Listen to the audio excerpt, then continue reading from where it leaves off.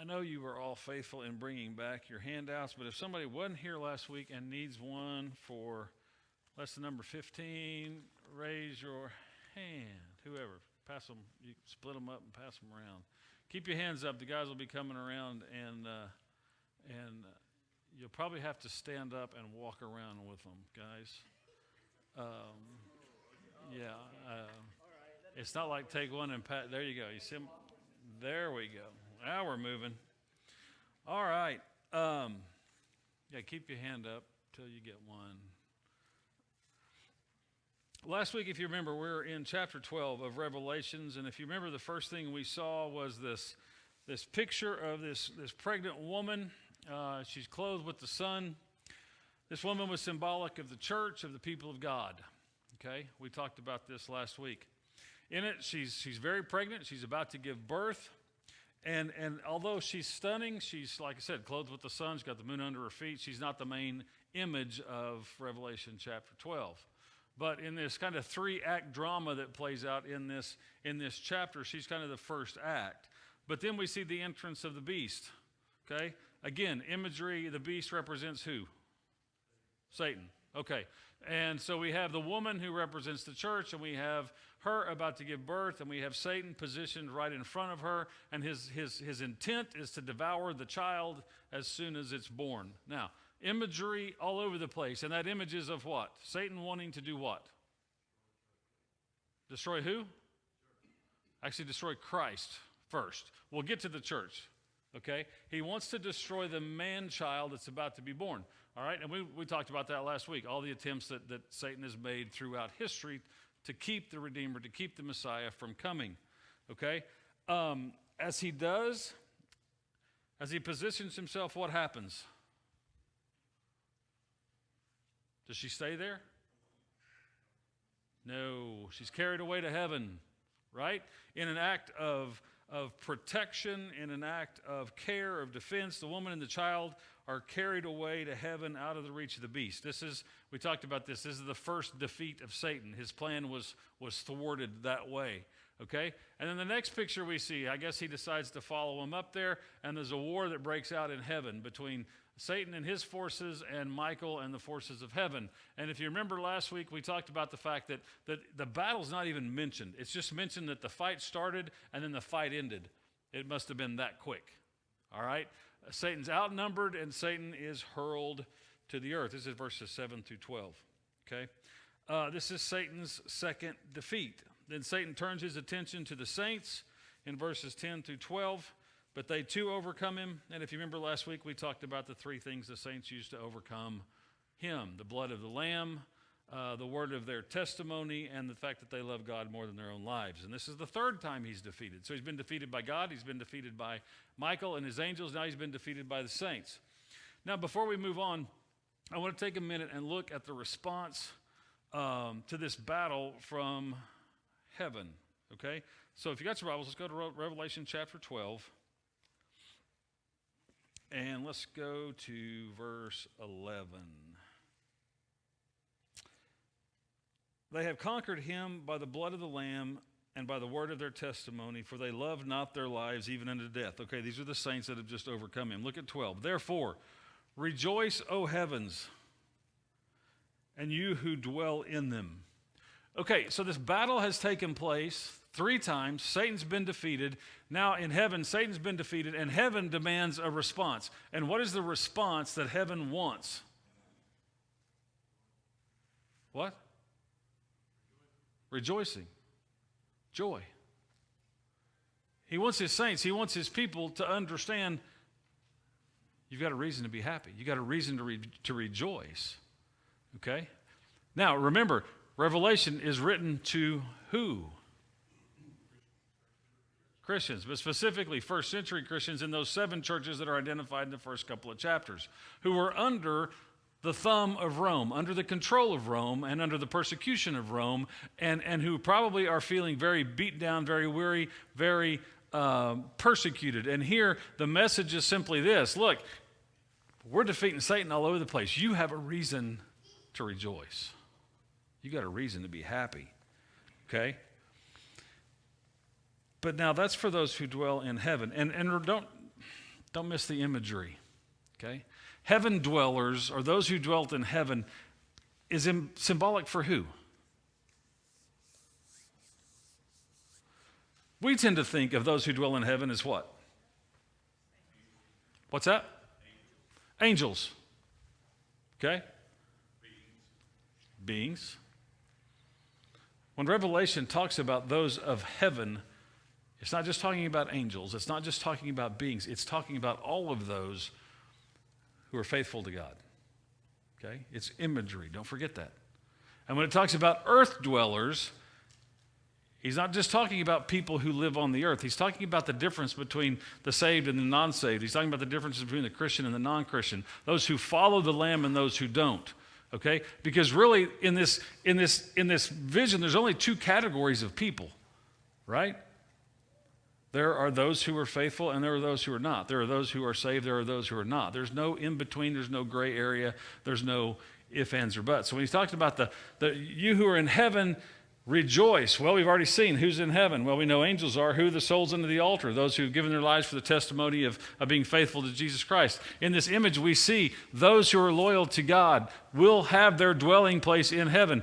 Matter of fact, we even say it. This world is what? This isn't our home. We're just passing through to get to our real home. That's where we were created to dwell. Okay? This is where we are now. But now look at the response that he says, okay, for you earth dwellers. Second half of that verse. But woe to you. Or another word for woe is cursed or damned. Okay? Woe to you, O earth and sea, for the devil has come down to you in great wrath because he knows that his time is short. Okay? In this you see kind of what we talked about on Sunday morning a couple weeks ago. You see the good news and the bad news. You see the imagery from the little scroll that John was told to take and eat. Because remember, when he ate that scroll, how did it taste when he ate it? Sweet. But how was it when it hit his stomach? Bitter. That's the message of the gospel. It's good news, but it's also bad news. We see this played out right here. For those of you who have your dwelling place as heaven, the response to Satan's defeat is you should what?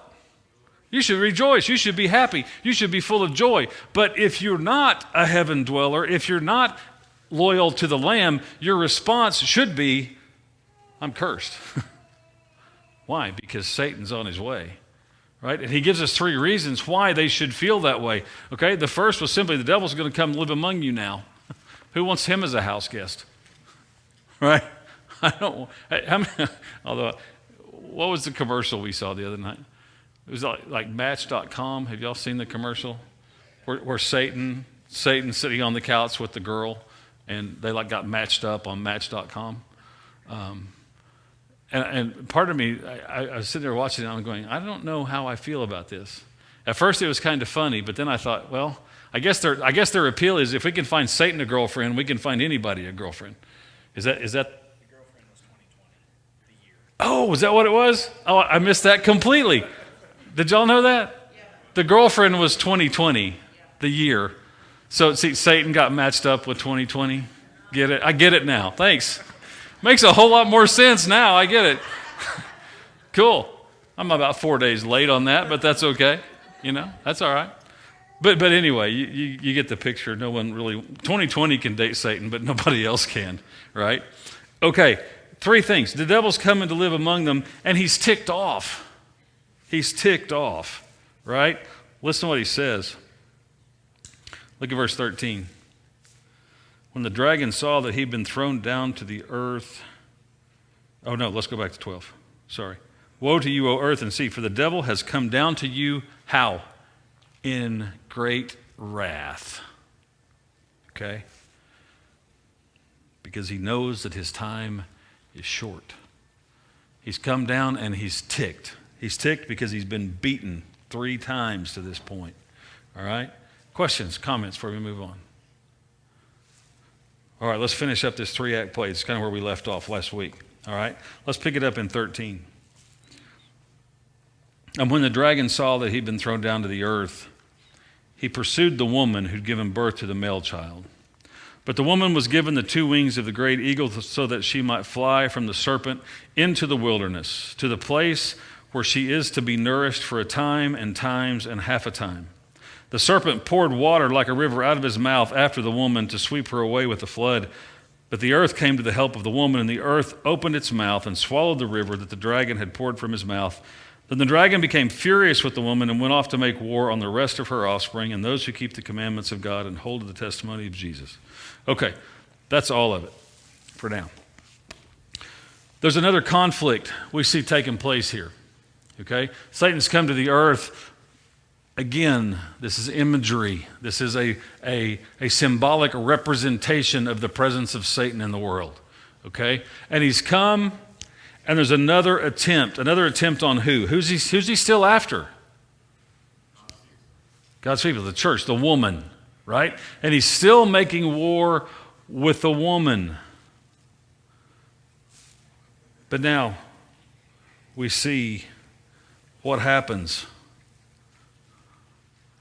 She's given the wings of eagles, and she flies away to a place. Revelation 12:14. The woman was given the 2 wings of the great eagle so she might fly from the serpent into the wilderness to the place where she's to be nourished for a time and times and half a time. You know, in the Old Testament, God's speaking on Mount Sinai. He's talking to Moses, and Moses is talking to him, and God's giving him instructions for the people of Israel, right? And in Exodus 19:4, God says this. He said, "You yourselves have seen what I did to the Egyptians and how I bore you on the eagle's wings and brought you to myself." Again, even God is using that same imagery of how he brought Israel out of bondage in Egypt. Now, the prophet Isaiah, probably one of the most famous passages in the Old Testament. Okay? Isaiah chapter 40, verse 31. We sing it. "But those who wait upon the Lord shall renew their strength. They shall mount up with wings like eagles." Right? "They shall run and not be weary. They shall walk and not faint." Understand, the wings of eagles, as it's talked about in Scripture, is merely a way of depicting through imagery the protection and power of God that he affords to his people. All right? The message is these 7 churches, us, were given the very protection of God and care of God when confronted by Satan. Now this woman flies off and she's to a place prepared for her in the desert. And what's waiting for her in the desert? Nourishment, protection, right? Okay, but here's something, and let me just say this. Don't get hung up on the times, and a half a time. What is that? 3.5. It's just a fixed period of time. In other words, it means it's going to come to an end. It's not forever. Okay? But here's what I want you to see, especially for us. Where was she when all of this stuff started? Where did Satan attack her at? On the earth. And when she escaped, she was carried off to where? No, not the second time. The where? The wilderness. The wilderness. What do you think of biblically when you think of wilderness? Jesus, when he went into fast for 40 days and 40 nights. John the Baptist coming out of the wilderness to preach. Israelites wandering around for 40. Let me ask you this. When you think of wilderness in the Bible, do you think of pleasure or pain? What's that? Pain? Wilderness is usually not a fun place. Wilderness is usually a place of some suffering. It's a place of where you need lots of care and you need lots of attention. And what I find interesting is even when Satan is symbolically attacking the church and the church is carried off into the wilderness, remember, what we want to be rescued from is the wilderness, right? We want to be taken out of the wilderness. We want to, when we pray to God, when we're in the wilderness, God, get me out of this, right? And many times our wildernesses are the situations that we're in, the difficulties that we're in. It's Satan's attack on us. And our prayer often is, God, get me out of this. But sometimes, and I would probably venture, more often than not, God doesn't take us out of the wilderness. But he provides care and nourishment and protection while we're in the wilderness. Okay? Now let me ask you this. What in our world today would be symbolic of being in the wilderness?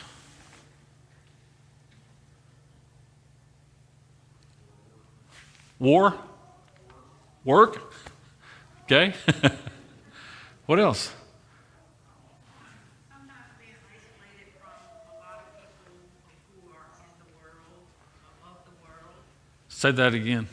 Lots of times you're separated from people Oh, okay. of the world who want to be of the world and Sure. you're abstaining yourself. Gotcha. You can feel very isolated in times like that, can't you? Yeah. What else? Personally, what does it mean? What could it mean in your life to be in the wilderness? What's that? Every time you walk out of the house. Walter. Not being in the presence of God. There you go. Very good. What did you say, Paul? Persecution? Okay, we throw that word around a lot, and rightly so, okay? But what does it mean today? What does persecution mean today? We talk a lot about being persecuted, but how are we persecuted? Laughed at. Okay. How else? Ridiculed for your faith, for what you believe. Cancel culture, the whole idea of being, kind of what we've been talking about on Sunday morning with the whole unashamed thing.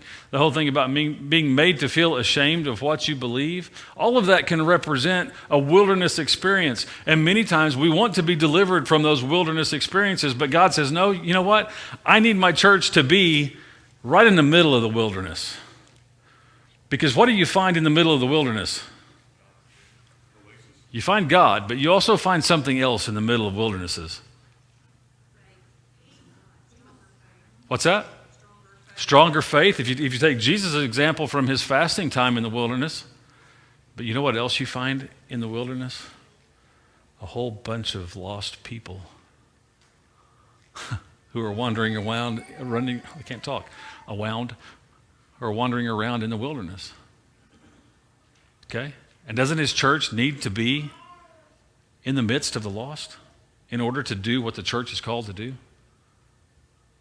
So, and again, this imagery is of the church being carried off and to a place prepared with nourishment, with protection, with safety, even in the wilderness. Now, John's giving this message to 7 churches who are dead smack right in the middle of the Roman Empire, who are being persecuted on all sides. And he's saying, look, if you're worried about the victory, what happens? We win. So don't worry about that. You may be in the wilderness, and I may carry you off into the wilderness, but you'll be protected, you'll be cared for, but I need you to be there so your influence can go out. Okay? So she goes. But Satan's not done. Satan's not done. The imagery is now he spits a bunch of water out of his mouth in an attempt to drown her. Okay? I think I got a picture. Yeah. You can kind of see the beast all the way back up in the top, and he spits all this water out. Let's just look at it.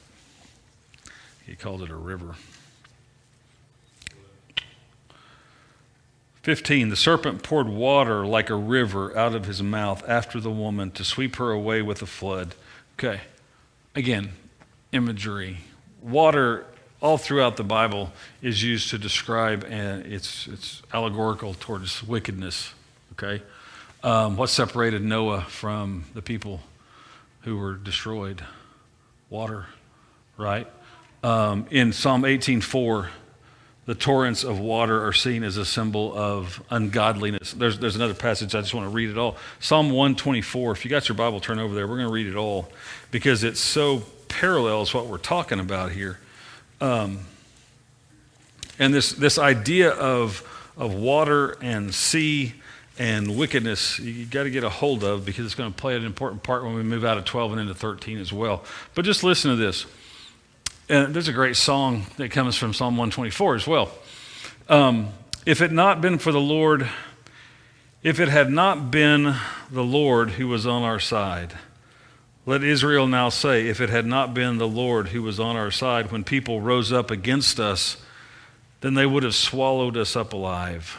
When their anger was kindled against us, then the flood would have swept us away. The torrent would have gone over us.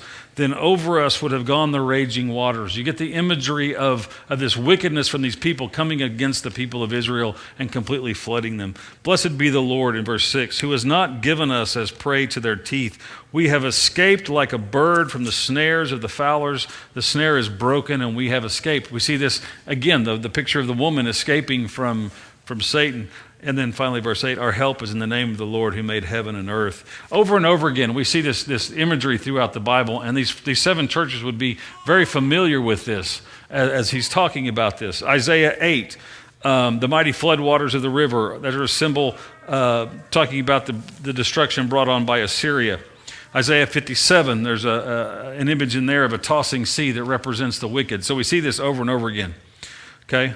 And it's just symbolizing the devil's wicked power. And we see this expressed in our world. Somebody gets into a situation of wickedness, or they get into a situation of evil, and a lot of times we even use the language. We say that, well, they've gotten themselves into what?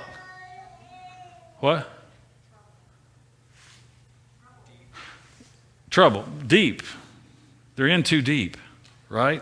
Or somebody is in something they shouldn't be in, and the imagery is they just keep getting deeper and deeper into it, right? Drowning, they're drowning in it, okay? We use this imagery all throughout language to describe how that can take us into a place where we shouldn't be, so to speak, okay? And that's all this imagery points out. But I want you to see something. Satan gives it his best shot, and he spews this flood out of his mouth. And again, the symbolism is Satan's going to use whatever to overcome the church, right? But what does God do? What does God do? He opens up the earth and swallows up everything that Satan throws at him, okay? Everything. To me, this is just too cool. It's like Satan can't win no matter how he turns out. He goes down to the earth and he attacks the church. He says, oh, I got him now. Oh, I'll just flutter. And all of a sudden, the earth even obeys God and opens its mouth and swallows down Satan's attempt. So this is defeat number 4. Okay, Paul. And I think that's one of the things for today, because you're talking about a supernatural thing that's beyond this world. And so we tend to think everything in worldly terms. Well, we're doomed now because how are we going to get out of this one? Mm-hmm. Well, God can do whatever needs to be done to do what he needs to be done. Yeah. And so we're not thinking, oh, the earth's going to open up and swallow up the river. We just see a river coming at us. Right. And sometimes the problems we see feel like a flood coming at us. And we don't see a way out. And we think there's no hope and there's no way out. But I could probably ask for a show of hands, or we could probably go around the room. And all of us at some point in times in our lives could probably tell a story of when we were in something we thought there's no way I could get out of, and then all of a sudden a way is provided. And it may happen so often that we don't even give the credence we need to be giving to it, and we don't give the glory to God when it happens. Okay? We don't acknowledge God's presence and work in our lives because we're not we're waiting for the ground to open up and swallow the flood, so to speak. Okay? I can't tell you my own life how many times over and over and over again I've just seen God work. And when things, and you're on your knees and you're praying and you're begging, God, I don't know how this is going to work out. I don't know how this is going to work out. I don't know how this is going to work out. And then all of a sudden it works out. It's like, I should have never doubted. Right? Okay. One of the things I want you to see here, though, is Satan's defeated 4 times. Defeated by God when he attacks the child. He's defeated by Michael and the angels in heaven. He's defeated again by the saints. He's defeated now in his attack on the woman, but he is not finished. He may be a loser, but he is not a quitter. Okay? So 4 times he's defeated. Then what does he say in verse 17? Then the dragon became furious with the woman and went off to make war on the rest of her offspring, on those who keep the commandments of God and hold to the testimony of Jesus. and he stood on the sand of the sea. Okay.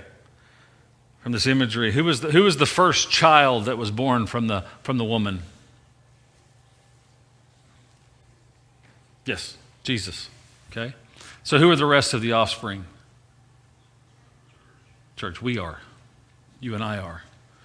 The church was. Specifically in this context, those 7 churches in Asia were the rest of the offspring. Jesus is often referred to as the what? Firstborn or first fruit, okay, of the rest, which is us, okay? So Satan can't deal with God. He can't deal with the angels. He can't deal with the woman. He can't deal with the babies. Now he's coming after all the cousins, all the brothers and sisters. He's coming after the family, which is us, okay? Yeah, yeah. Thank you. Yeah, you got him mad at us. But that's the reality. That's the reality. If Satan isn't mad at us, then we are doing something wrong. I mean, let's just face it. If he doesn't have us in his sights and is doing everything in his power to stop what we are doing, then either we aren't doing enough or we're doing the wrong thing. Because let's face it, he is still making war with the offspring of the woman today. And he will until Jesus comes back. But we'll get there later on, okay? I do want you to notice, though, who the offspring are according to this text. Those who are obedient to God and those who hold to the testimony of Jesus. That pretty much defines a Christian, right? Those who obey God and hold to the testimony of Christ. These are the overcomers from chapters 2 and 3. From chapter 12. They're the faithful within the 7 churches. They're the faithful within the church today. But notice Satan goes off to make war with the very ones who've already been declared victorious over him. That's important to note. Victory's already been decided. It's not an issue. He's already lost. Okay?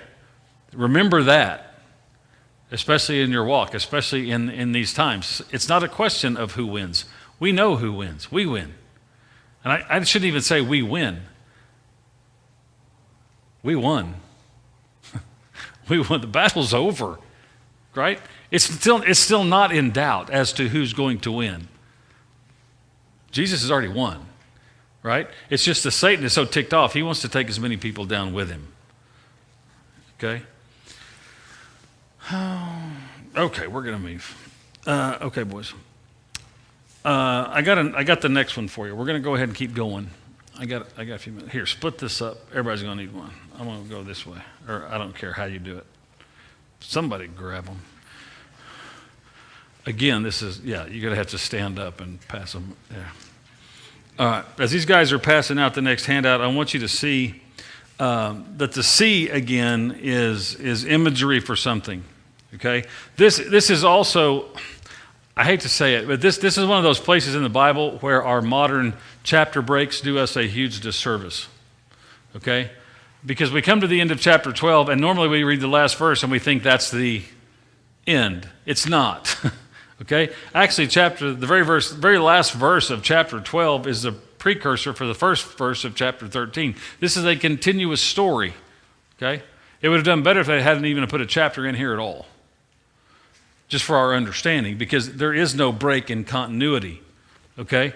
As a matter of fact, when you read through it,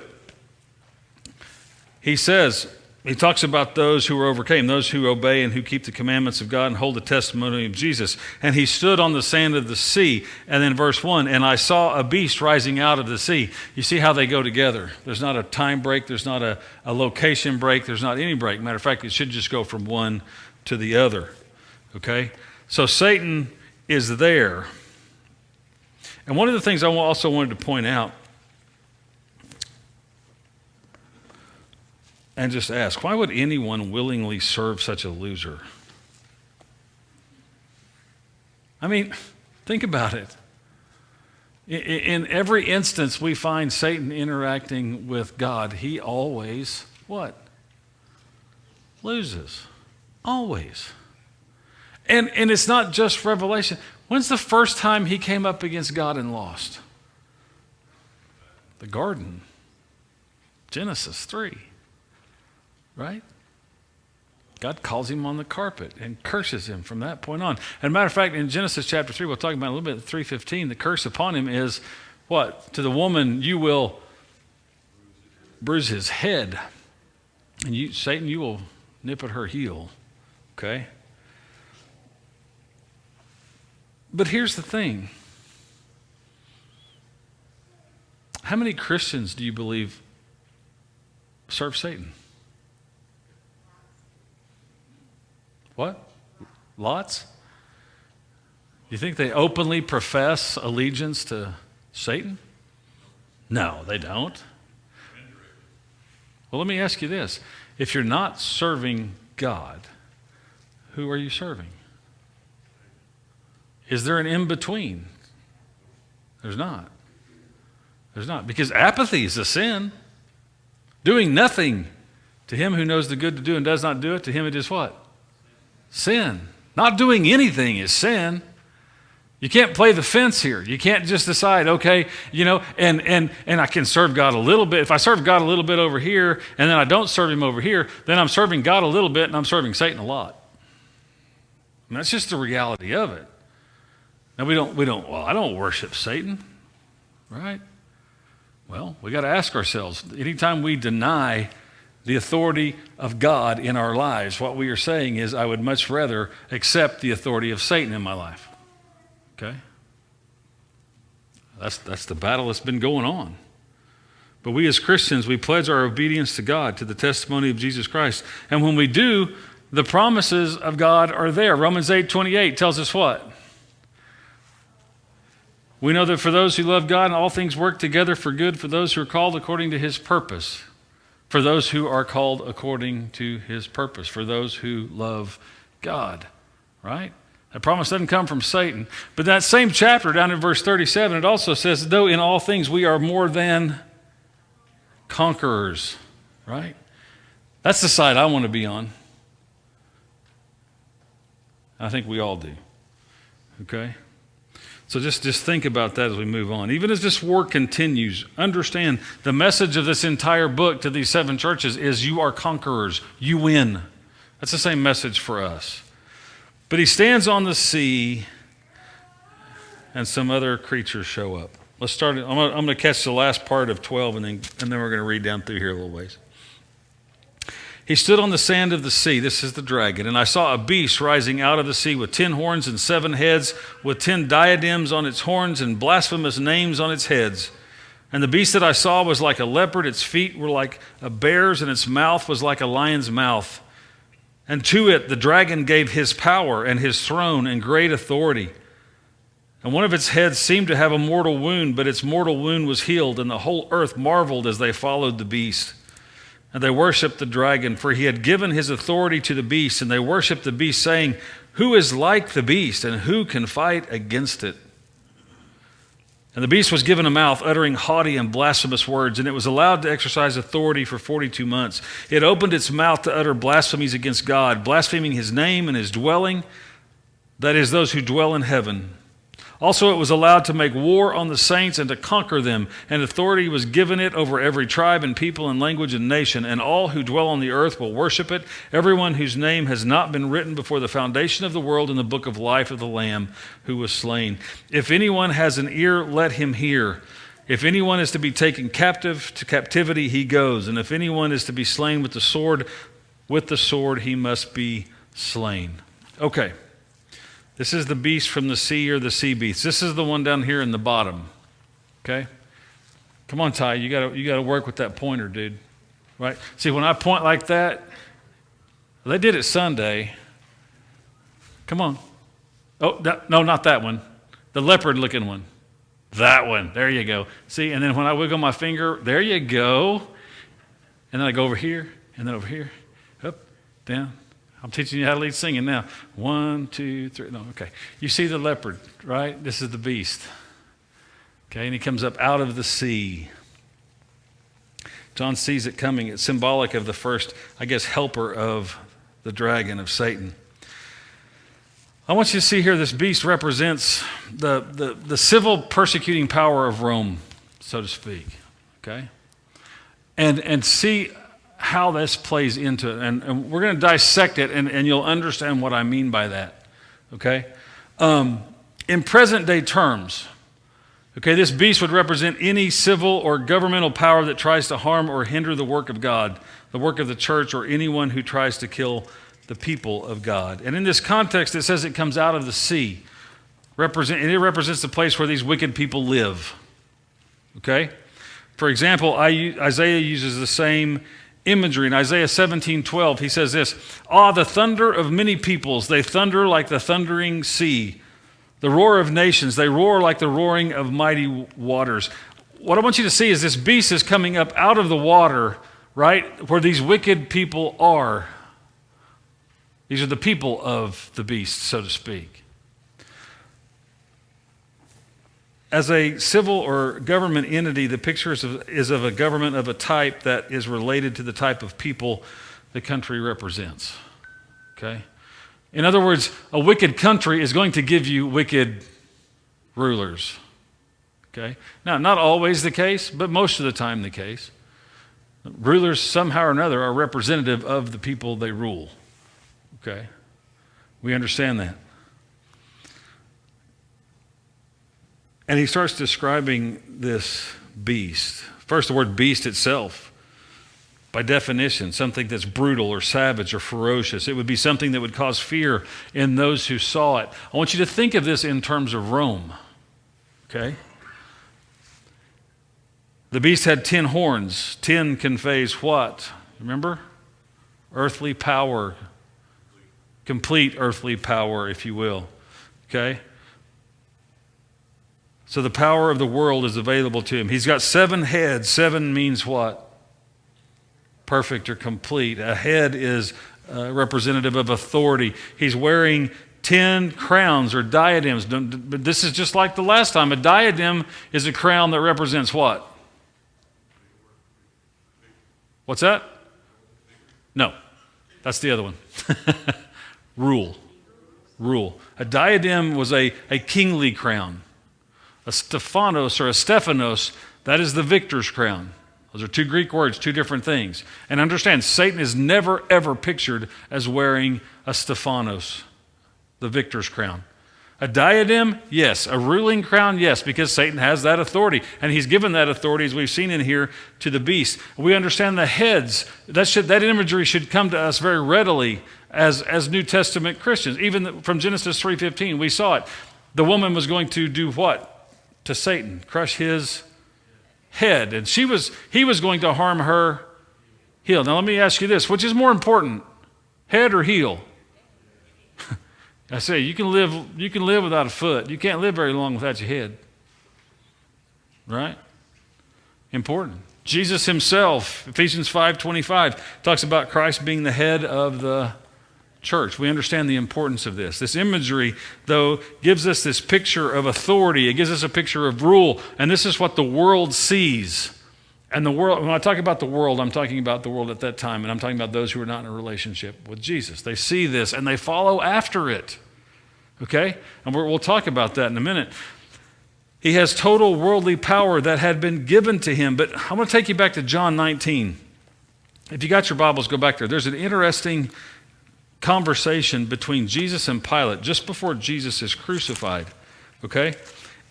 And we talked a little bit about this last week. But let me just reiterate this again. Where does Satan get his power from? God. Any power that Satan possesses comes from God. Okay? We see this in this conversation Jesus has with Pilate in John chapter 19. Listen to this exchange, starting in verse 8. Pilate's outside. He's talking to the Jews. They want to crucify him. In verse 8, he says, when Pilate heard this statement, he was even more afraid. He entered his headquarters again and said to Jesus, "Where are you from?" But Jesus gave him no answer. So Pilate said to him, "You will not speak to me? Do you not know that I have authority to release you and authority to crucify you?" And Jesus answered him. Listen to what he says. "You would have no authority over me at all unless it had been given you from above. Therefore, he who delivered me over to you has the greater sin." What's Jesus saying? Pilate's saying, I got authority over you. Jesus is saying what? Any power you might think you have came from God. It came from above. We need to remember that, especially going into chapter 13 here, because any power that Satan has came from God. And Satan is going to divest himself of his power and give it to who? This beast. This beast. Okay? Satan really has nothing to offer. And understand this. This is where I'm going to have to make your brains think a little bit here. I'm going to use Casey real quick. This bottle of water is representative of my power. Okay? I better put the lid on tight. Okay? If I give to Casey, does Casey now possess my power? What do I possess? I got the authority. Maybe I can tell him to give it back, right? But you understand what I'm saying? If the power was given to Satan and Satan gives it to somebody else, what's Satan left with? Nothing. Nothing. Give me my power back. I'm thirsty. Give me my power back, boy. Okay. All right. Hang with me here. This is important. Okay. These crowns, these diadems, which we were talking about, signify a kingly nature, but again, not the Stephanos. It's an earthly reign. It's temporary. It is not divine. And don't forget, Satan himself is not eternal. Satan is not eternal. Satan is a created being. Don't forget that. Okay? If he's an angel just like everybody else, they were created. They are not eternal. All right? It's not the yin and the yang here. It's not God on this side and the devil on this side. They got equal power. Doesn't work that way. Okay? He's a created being. But make no mistake, this beast is an enemy of God. He opposes God and he opposes God's people. The presence of the blasphemous names on each head symbolizes that opposition. As a matter of fact, to the point where he's not even hiding it. He's wearing his blasphemy as a part of who he is. All right? And don't forget, this symbolizes what? What does this symbolize? Rome. But what part of Rome? The government part of Rome, the civil government part of Rome that is against the church. Do we know that historically to be true? Yes, big time. Okay? But also remember this. The lesson for us is it's true of any government who opposes the people of God. It's true of any civil governmental people who oppose the people of God. Have there been others since Rome? Sure there have. Sure there have.